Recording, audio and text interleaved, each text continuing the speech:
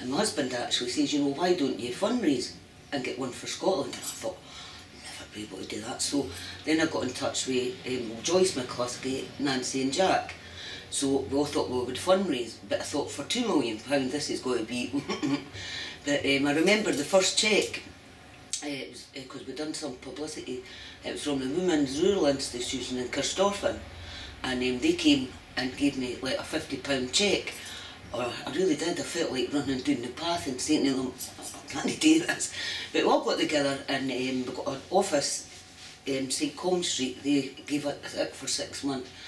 So Nancy, myself, we were, I was there 3 days, Nancy 2 days, and we were absolutely typing letters to everybody, sort of begging, you know, even for like paper and pens, and like the Bank of Scotland gave us computers and just everything. And Nancy even wrote a letter to the Queen.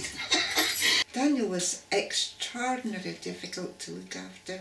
His feeding, he sat for hours feeding every meal on spoons with soft food and just sat forever. And was up half the night, you know, never was in my bed at all, hardly. And I don't know how I survived, and I don't know how Daniel survived, but we did. We were just so locked in to each other and just living for each other. Totally, I mean, there was nothing else, just Daniel and me. And there's no point in starting fundraising when you've got to do a couple of million. No way you're going to raise a couple of million. Quite a lot of people say that. How are you going to get enough money to run it? But as we sort of said, well, if we don't start, we'll never get anywhere.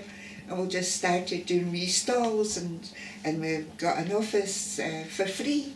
Everything was for free. We had no money. No money. I mean, I had the nerve of nobody. I was the beggar. We had no idea what we were taking on.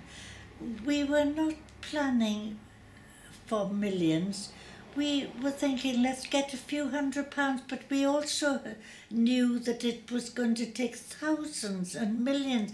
And this group of volunteers and that I was with, we just accepted that, and we just knew we were going to do it.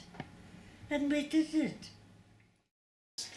Fortunately, Rachel House, Robert House, they themselves don't suffer from a life-threatening condition.